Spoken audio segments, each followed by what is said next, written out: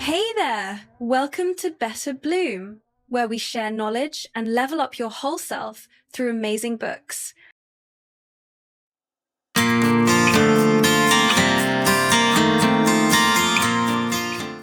there, book lovers! If you're anything like me, you've probably spent a few sleepless nights wondering if true love is out there, waiting for you to stumble upon it, or if it's just a beautiful mirage. Well, buckle up because today we're diving into a literary masterpiece that's been called the Encyclopedia of Love. Love in the Time of Cholera, Times by the legendary Gabriel Garcia Marquez. This isn't just a book, it's a journey, a gut punch, and a mirror held up to our own hearts. And if you're as moved by it as I am, please consider grabbing a copy to support the author's incredible work. I've dropped a link to purchase it in the comments and description below. Trust me, it's worth every penny. Don't forget to subscribe to my channel, Better Bloom for more heartfelt book reviews that'll make you laugh, cry, and maybe even rethink your life choices. Now, let's talk about love. Are you struggling to find your soulmate? Or maybe you're knee-deep in a relationship that feels like a roller coaster with no brakes. Most of us dream of a love story that's all sweetness and sparkles, a happily ever after that Hollywood would eat up. But let's be real, love is messy. It's a battlefield of stumbles, heartbreaks, and hard-won lessons. The path to understanding love and learning how to love well isn't a straight line. It's a winding road, and sometimes you've got to trip a few times to figure out how to walk it. Sure, you can learn from your own romantic misadventures or by watching others crash and burn. But there's another way to level up your love game. Cracking open a classic book. And Times Love in the Time of Cholera, It's not just a classic, it's the gold standard, dubbed by Times, the New York Times as the greatest love story ever told. Written by Nobel Prize winner Gabriel Garcia Marquez, this novel was his first after clinching that prestigious award, and it's the one he was most proud of. It's called Times Love in the Time of Cholera, and it's a sweeping saga of a love that spans over half a century. Picture this. Florentino Ariza, a poor young man with a poet's heart, falls head over heels for Femina Daza, a stunning beauty from a wealthy family. Their love is passionate, all-consuming, but here's the kicker, their vastly different social statuses keep them apart. Femina ends up marrying someone else, while Florentino spends decades fighting to become a man worthy of her love. After 51 years of trials, triumphs, and enough drama to fill a soap opera, they finally find their way back to each other. It's a love story that defies time itself, isn't it? But beneath all that swoon-worthy romance lies a brutal truth about life that we all need to wrestle with. Love isn't just about heart eyes and grand gestures. It's about compatibility, resilience, and, frankly, being someone who's got their act together. If you and your partner aren't vibing on the same wavelength, even the most fiery passion can fizzle out over time. So, grab a cozy blanket, maybe a glass of wine, and let's unpack this masterpiece together.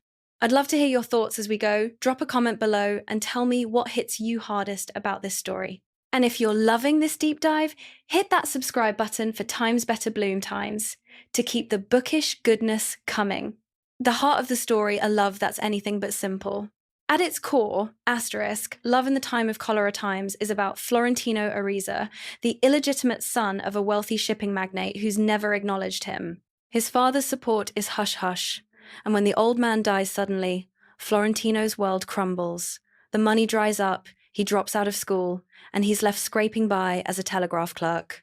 Then, one fateful day, while delivering a telegram, he locks eyes with Femina Daza. Those almond-shaped eyes of hers hit him like a lightning bolt, and suddenly, his heart's doing cartwheels.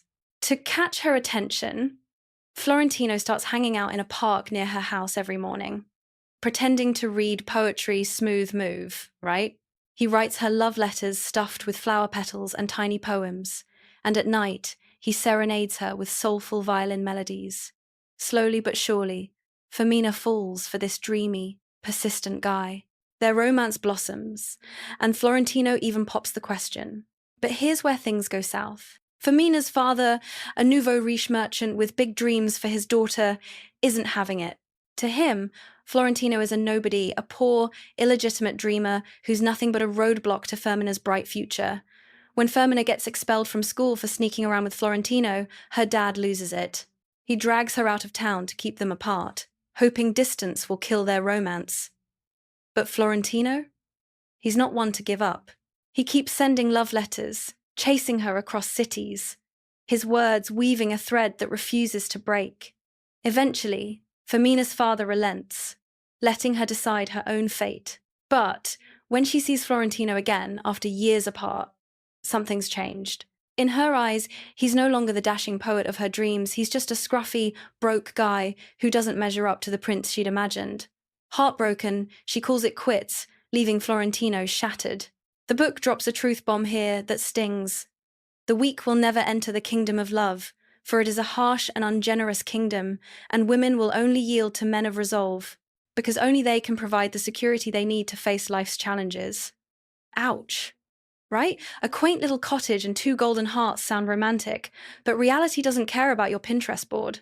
Love demands more than just feelings. It requires strength, growth, and a certain level of I've got this energy. Florentino's a smart, talented guy, but his lack of status and resources nails him to the bottom of the social ladder. No matter how much he pours his heart out, it's not enough to bridge the gap. It's a tough pill to swallow, but it's a wake-up call for anyone who's ever thrown themselves into a relationship only to end up burned. You can love someone with every fiber of your being, but if you're not bringing your A game, whether it's confidence, stability, or personal growth, that love might not be enough to carry you both into the future. This hits home for so many of us. How many times have you gone all in for someone only to feel like the universe is laughing at your efforts? You might wonder, why is this so unfair? I'm giving everything. But here's the hard truth. The problem might be staring back at you in the mirror. If you're not growing, if you're not building a life that stands on its own, no amount of passion can make up for it. Love isn't just poetry and moonlight. It's also about paying bills, chasing dreams, and facing life's curveballs together. So, what's your take on this? Have you ever felt like you weren't enough in love?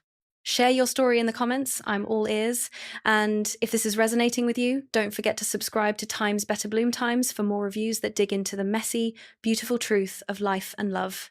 The Marathon of Love, a tale of balance and growth. After Fermina breaks his heart, Florentino's life takes a dark turn. He's so devastated, he stops eating, stops talking, and spends nights crying his eyes out. Meanwhile, Fermina falls ill, and her father, thinking she's got cholera, calls in Dr. Juvenal Urbino, a dashing aristocrat with a knack for healing and a heart for philanthropy. The second Urbino lays eyes on Fermina, he's smitten, and her father sees dollar signs. Urbino's got it all: wealth, status, and a reputation that lights up a room. To Fermina's dad, he's the golden ticket to a secure future for his daughter. So, he plays matchmaker, and soon Fermina and Urbino are dating. Urbino's not exactly Mr.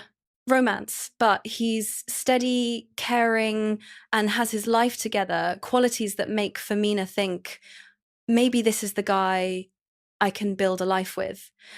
She says yes to his proposal, and just like that, she's Mrs. Juvenal Urbino, trading her merchant's daughter roots for a life of prestige and comfort. But here's where the story gets real. Marriage, as Times, Love in the Time of Cholera Times, shows us, is sometimes less about love and more about a transaction. Fermina's beauty makes Urbino the envy of every man in town, while his status elevates her to a socialite's life. It's a win-win until it isn't. As the years roll by, Fermina's youthful glow fades, and the grind of household chores and motherhood wears her down. Urbino, meanwhile, only grows more successful, his ambitions soaring, while his interest in his aging wife wanes. He even strays, chasing younger women, and though he eventually returns to the family, the damage is done. Their marriage becomes a battleground of petty arguments and unspoken resentments, leaving Fermina trapped in a life that's lost its shine. The novel nails it with this line: love is a game, and you must always maintain an equal footing with your partner to love each other long term. If one is too strong, it's exhausting. If one is too weak, it's frustrating. Love is a marathon, not a sprint. When you start out, you and your partner are at the same starting line, full of hope and butterflies. But whether you cross the finish line together depends on how well you keep pace with each other. If one of you grows while the other stagnates, the gap between you widens until you're running different races. Balance is everything. If you're not bringing equal strength to the table emotionally, financially, or otherwise, one partner ends up carrying the weight and resentment creeps in. This idea of balance isn't just poetic, it's backed up by research. In Times How to Make Anyone Fall in Love with You Times, yep, I've done a video on that gem over at Times Better Bloom Times, check it out. The author talks about the matching hypothesis, where the happiest relationships are those where both partners bring comparable value to the table. Think of it like a scorecard with 6 categories: looks, wealth, status, knowledge, social charm, and character. Rate yourself and your partner from 1 to 10 inches each. If your scores are wildly mismatched, you've got work to do. But even if you're not perfectly equal, the key is to complement each other your strengths, filling in their gaps, and vice versa. It's about finding that sweet spot where you're both running the same race at the same speed toward the same finish line. So, how's your love marathon going? Are you and your partner in sync, or is one of you sprinting ahead? Drop a comment and let me know. I'm dying to hear your stories. And if you're vibing with this, subscribe to Times Better Bloom, Times for more bookish wisdom that'll make you think twice about love and life. Bloom where you're planted.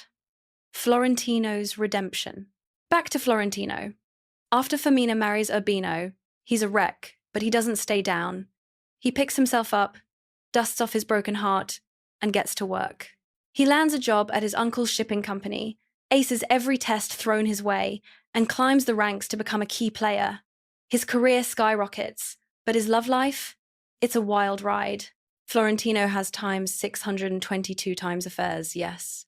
You read that right. Meticulously documented in 25 notebooks. But no matter how many flings he has, none of them fill the Femina-shaped hole in his heart. His first love remains his North Star, the one he's determined to win back. Florentino doesn't just sit around pining, though. He takes care of himself, staying fit and sharp even into old age. By the time he's a silver fox, he's not just healthy, he's the powerful, wealthy chairman of the company. When Dr. Urbino dies, Florentino sees his chance.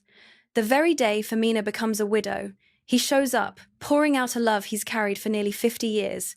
She's furious at first, can you blame her? And kicks him out. But Florentino's not fazed. He starts writing her letters again, each one a soothing balm to her grieving heart.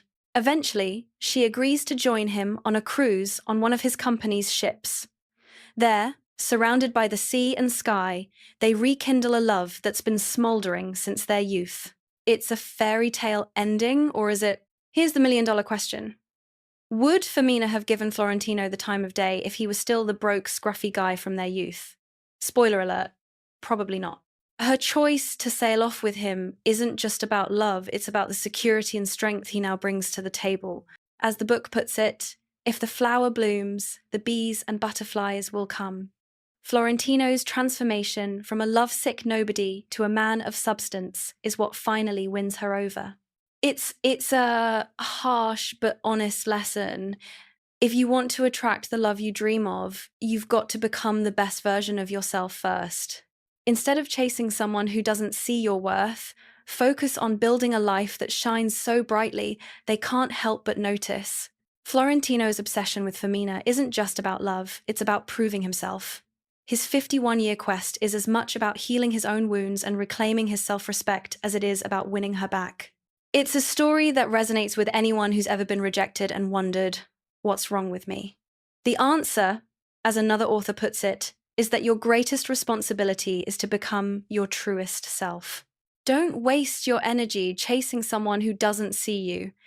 Instead, plant your own garden, tend to it, and let the right person find you when you're in full bloom. What do you think? Would you wait 51 years for your first love? Or is Florentino's persistence a little too intense? Share your thoughts in the comments below, and don't forget to subscribe to Times Better Bloom Times for more reviews that dig deep into the heart of great books. Final thoughts. Love yourself first. Asterisk, Love in the Time of Cholera Times isn't just a love story, it's a masterclass in life. I'll be honest, I'm not a fan of Doctor. Albino cheaters aren't my vibe. And Florentino's 622 affairs raised some eyebrows. For Mina, she's complex. She doesn't truly love either man. She chooses the one who fits her life at the time. But that's what makes this book so powerful.